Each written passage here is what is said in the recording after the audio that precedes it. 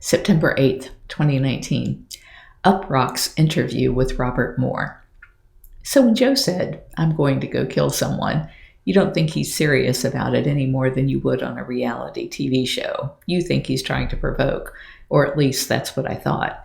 But then, as time went on, and he did this not just to me, he did it on social media, he would talk about killing Carole all the time on social media. No one took it seriously. Carole tried to file a restraining order against him at one point, and they wouldn't grant it to her unless he physically assaulted her. It turns out the feds were keeping an eye on it, but at least from Carole's perspective, and from my perspective, it seemed like no one was taking that seriously.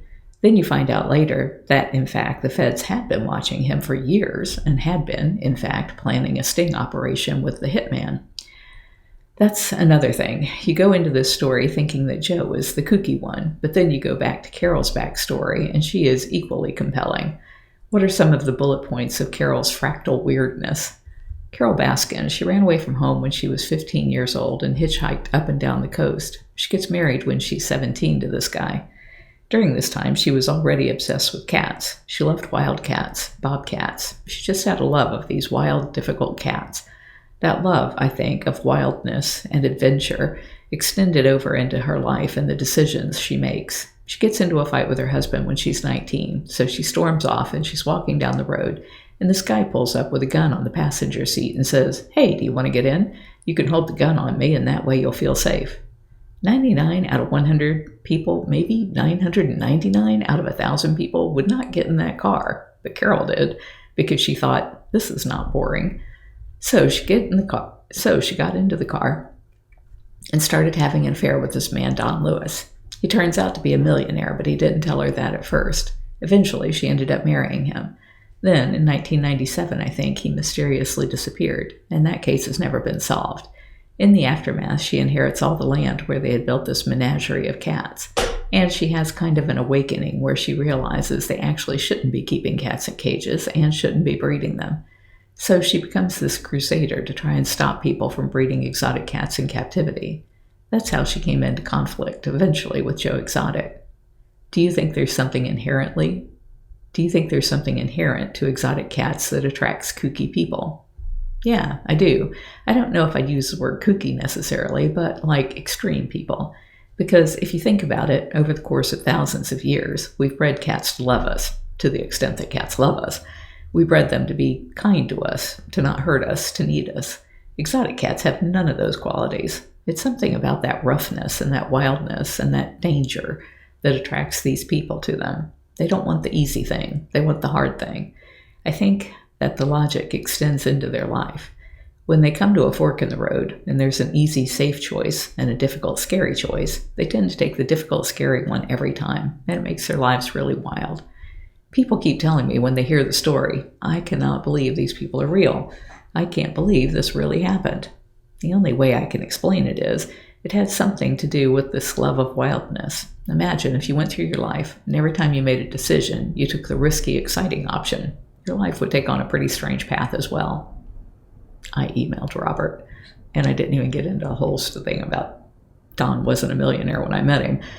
I said, "I just read your interview on UpRoxx. I don't think you get me. I don't choose the hard path because I like having hardships, and I cannot connect it to wildcats in any way that makes sense. I choose the hard path because someone has to, and most people won't. I was doing it before The Road Less Traveled was published in 1978 because I watch people intensely. Most people are not going to buck the status quo to make the world a better place for all of us. They won't. So I will." Reagan was credited with saying, "If not us, who? And if not now, when?" But Rabbi Hillel coined a very similar expression more than 2,000 years ago.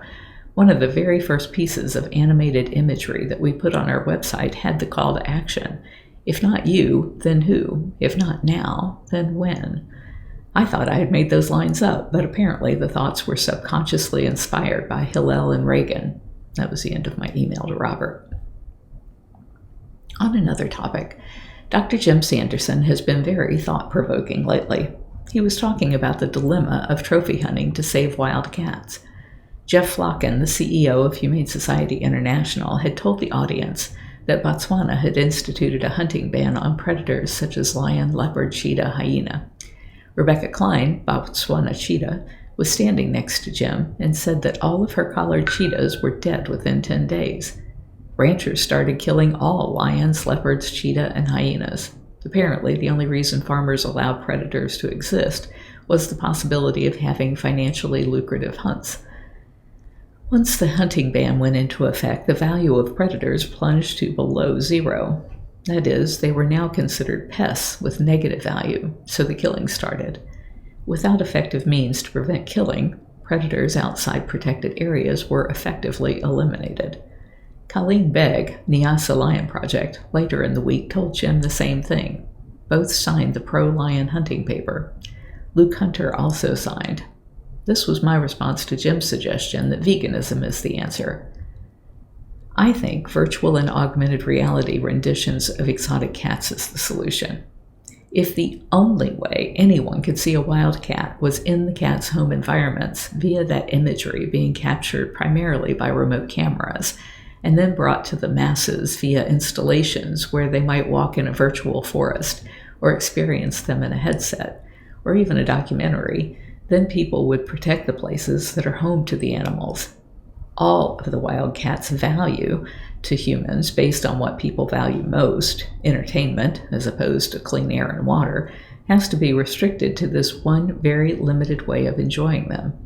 It's as simple as supply and demand.